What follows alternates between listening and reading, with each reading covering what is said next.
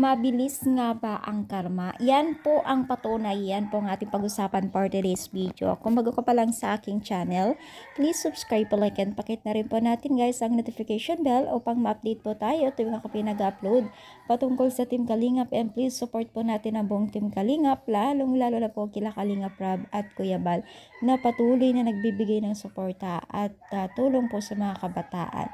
So, naging usap-usapan at hindi pa rin maiwasan ngayon na naging usap-usapan itong si Carla, at patunay lamang po na marami pong humanga kay Erica nung time na yun So, alam niyo ba, itong si Erica guys ay marami din pong nagtampo sa kanya. Hindi naman nagalit pero nagtampo talaga. So, hindi mo talaga may iwasan yun, no? So, ilan basher po na nagsabi sa kanya ay mabilis nga ang karma na kanyang natatamo ngayon.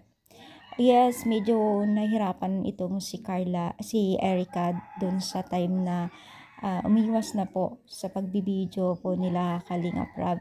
Pero kita natin yung kanyang pinagdaanan, so which is sinabi talaga nila na nakakarama na daw ito.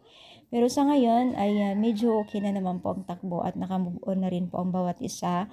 At itong sila Kalingap Rob na bless ni Lord, and then itong si Erica din po ay bless din po ni Lord ngayon, no? So, ibig sabihin lamang yan ay hindi naman po siguro nakarma itong si Erica, which is nagpaalam naman po na maayos, no? So, much better talaga is spread love po. Pero hindi naman natin sisisi yung mga medyo nagtampo sa kanya. Pero ngayon ay nakamove on naman po ang bawat isa. So, spread love lang po mga mima, no?